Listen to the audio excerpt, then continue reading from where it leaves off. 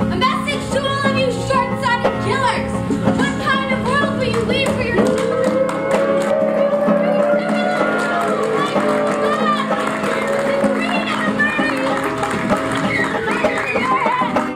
A message to all of you short-sighted killers. What kind of world will you leave behind for your children? We've squeezed every last drop of life from the land with the greed and the murder you've wrought with your plans. Excuse me, what is the right to freedom of speech? Not everyone's excited about what we're doing in the good place.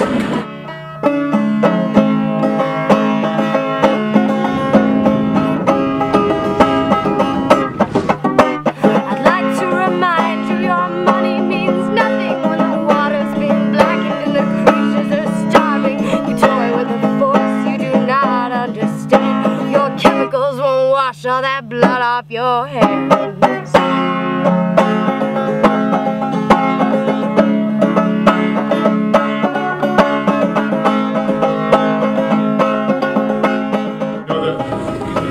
The reality is, First Nations fight cancer up in Athabasca. Your oil trains and time bombs impending disaster. Your pipelines will leak and your cesspools will sprawl, and your babies are left with the brunt of it all.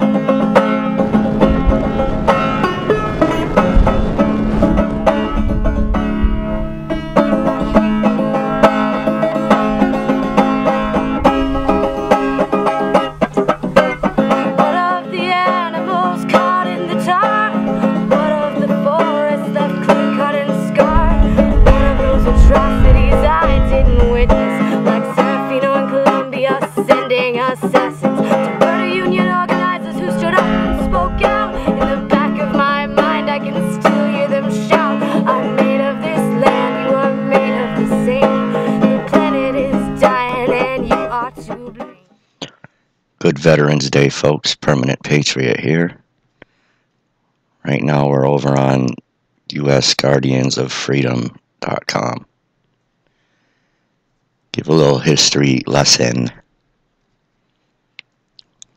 When the media has lost its soul. These are some old articles that they've had. I'll just read the top for you. In order to get to the bottom of any historical event, story, or where the credibility of its accuracy or its author's intentions are being questioned, one must go back to that period in time and begin by researching and investigating the facts. It's also necessary to make sure that the resources being used are credible. Well, let's take a look at some credible quotes and speeches, if you will. And then we'll get to some other sites. On March 26, 1922, Mayor of New York City, John Hyland, said in a speech, "Who are our rulers? The real menace of our republic is the invisible government, which like a giant octopus sprawls its slimy length over our city, state, and nation. At the head is a small group of banking houses, generally referred to as international bankers. This little coterie of powerful international bankers virtually run our government for their own selfish ends." Franklin Roosevelt in a letter, November 21st, 1933.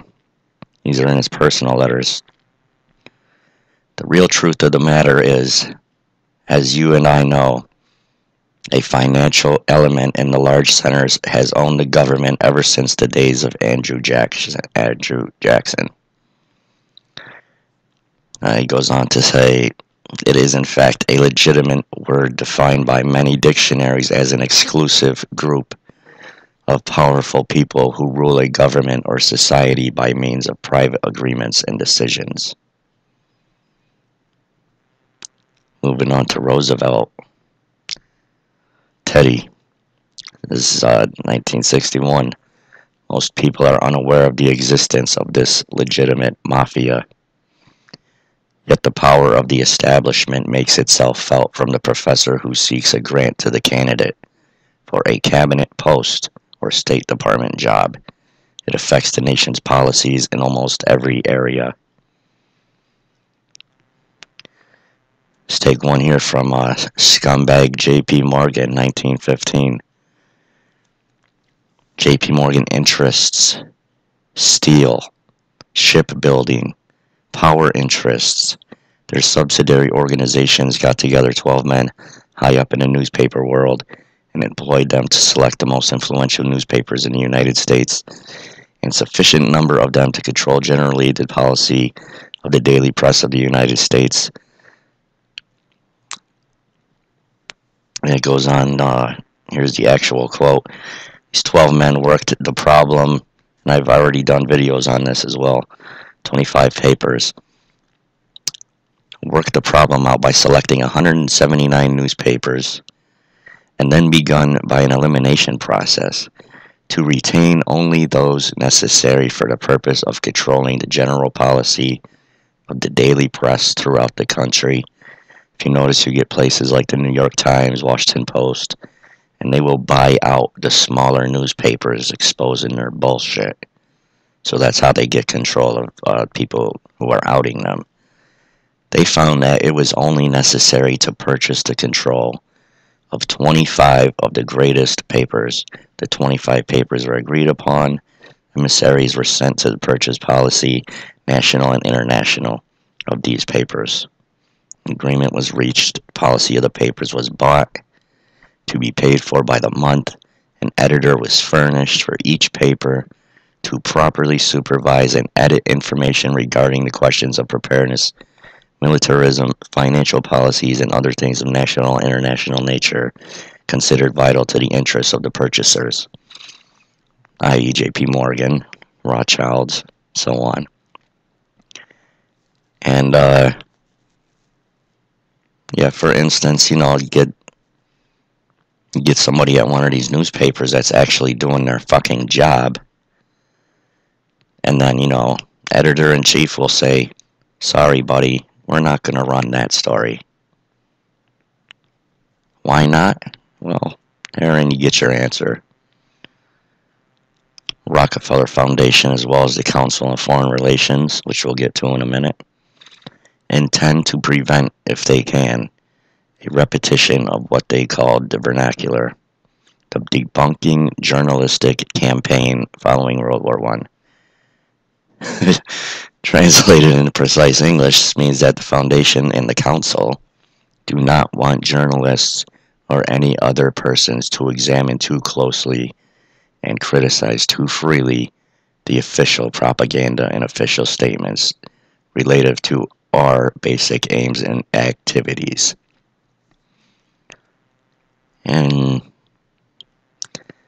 Dr. Beard also noted that the Rockefeller Foundation granted the Council on Foreign Relations $139,000, which back then was a few $1 million, which in turn commissioned a Harvard professor by the name of William Langer to write a 3-volume chronicle of World War II, and left out a bunch of stories that should have been told and never were.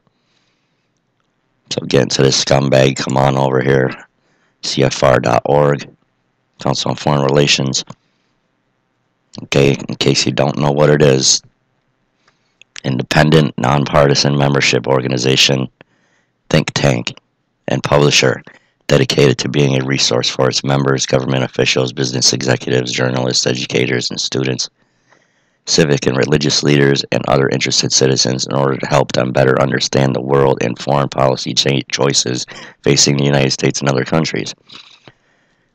If you folks don't know, Council on Foreign Relations they have a president every 6 months. Now, when you're a member and in any government office, that's it. That's your job.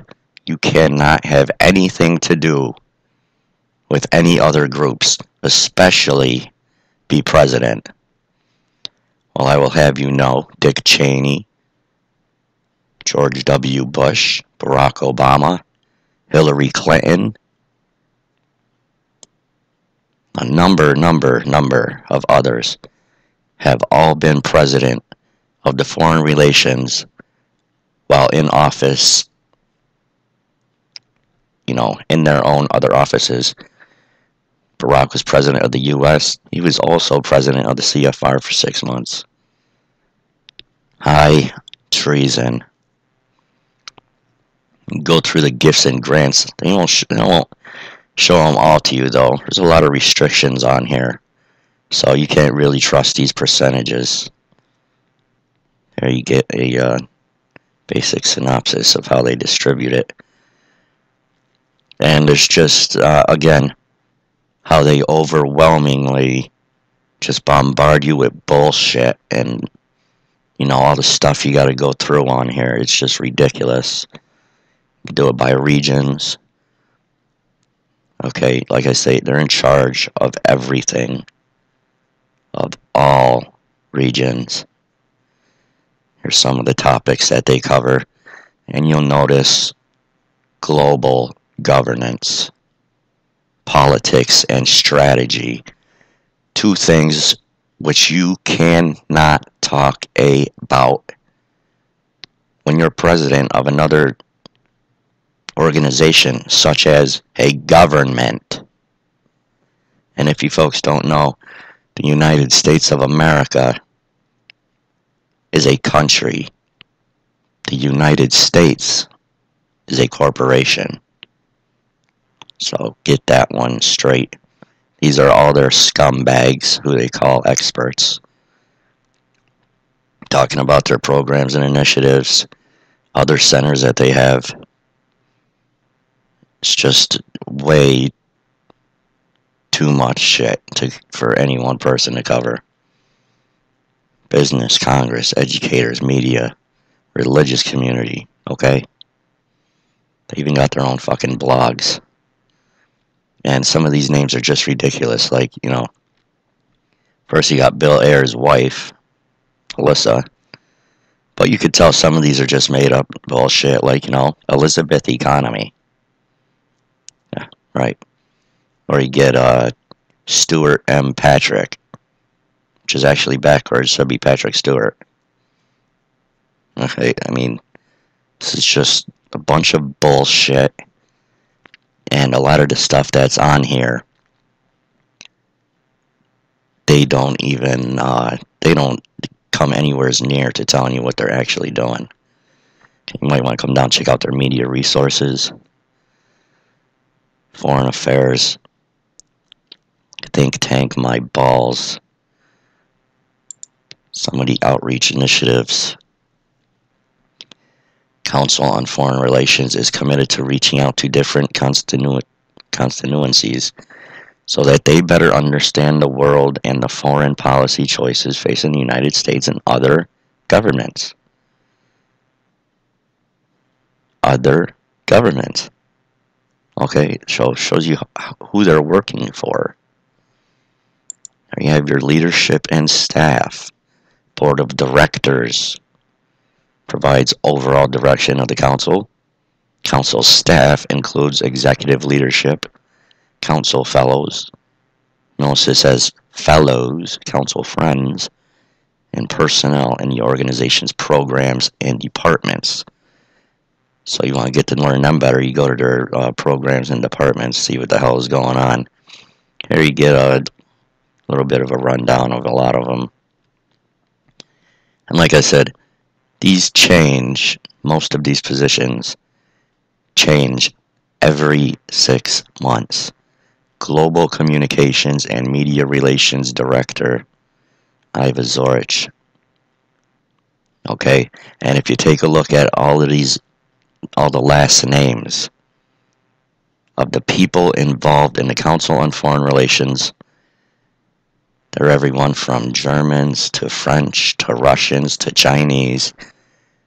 Again, global governance.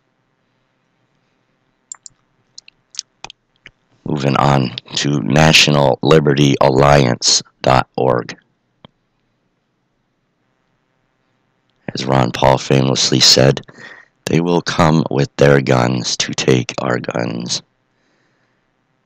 This man should have been president, and America blew it. Those who make peaceful revolution impossible will make violent revolution inevitable.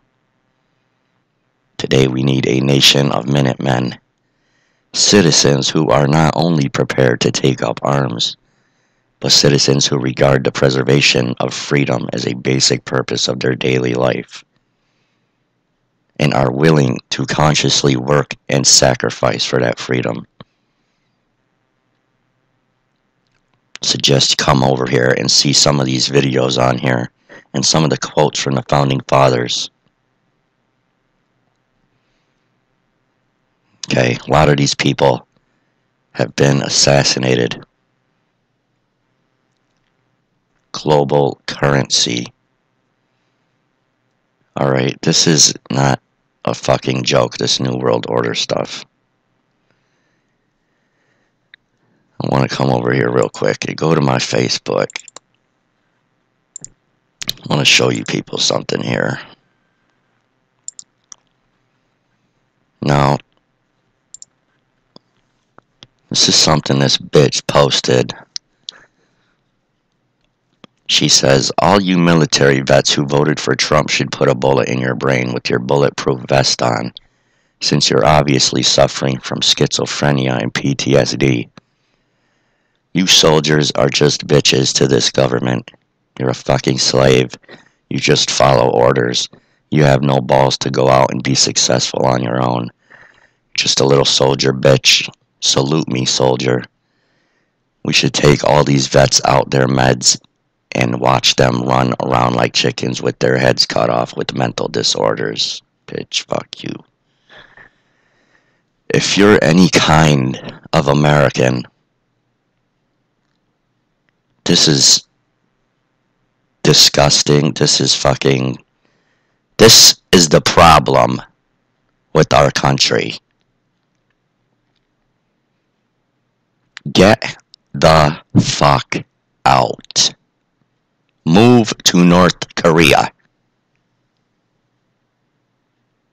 You want to talk about balls? Why don't you put a gun in your hand and go 10,000 miles around the fucking world and fight a bunch of terrorists who work for your government?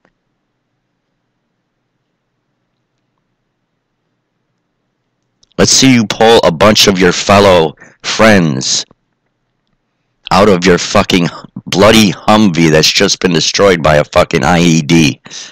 You piece of shit. Get the fuck out of my country. I'll bet you this bitch is, she probably steals people's information online.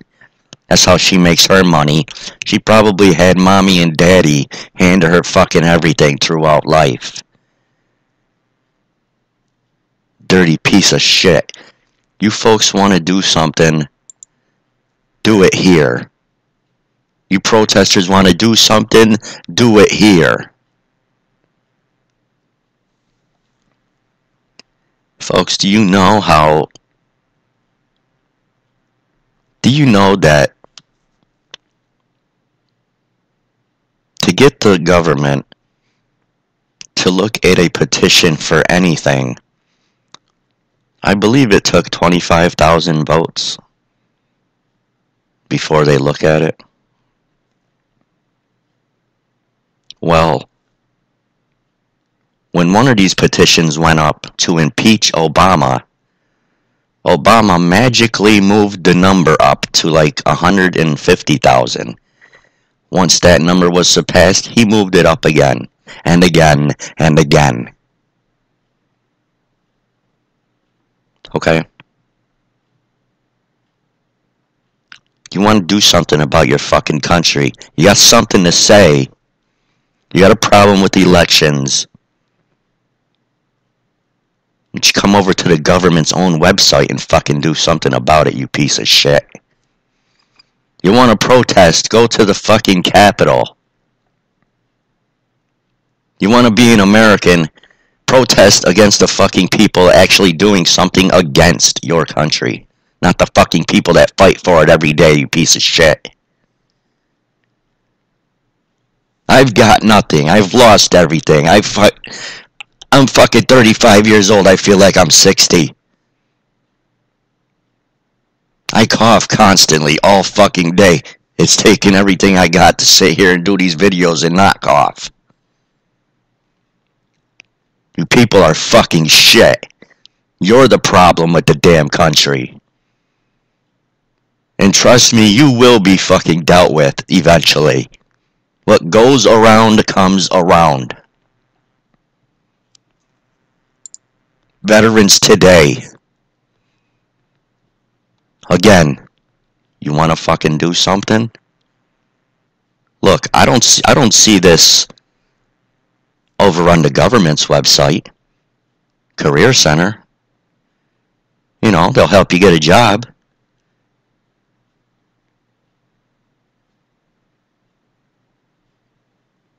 I see that the government taking away our guns and shit. I see these people offering guns. Heroes. Go ahead. You want to talk civil liberties and elections? Go ahead. You want to talk about who fights for you when shit happens in this country and around the world? Who fights for your freedoms? Who gives you the fucking freedom to say the kind of fucking shit like this? If I saw this bitch, that it would be a wrap. That's it. That is it. She would be done. Right on the fucking spot. That does not go appreciated by any fucking real American in this country. Someone should take that bitch and stomp the fucking life out of her. You just have a good look around. I don't see the government talking about this shit. I see veterans talking about it. How to cope. Mental disabilities. You find fucking PTSD funny, do you, bitch? Why don't you watch a bunch of people get murdered in front of you? Have their fucking brains splattered all over your uniform. You un-American piece of shit.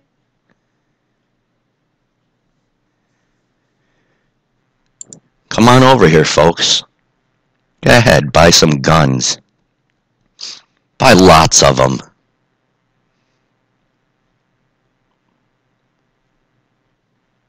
People have no idea who the fucking real heroes of this country are. You better fucking recognize, or you be getting one of these in the fucking head. Comprende? That's all I could take for now. I'll be back with some more websites. See what else we'll get into later on. That's it for now. God bless and carry on.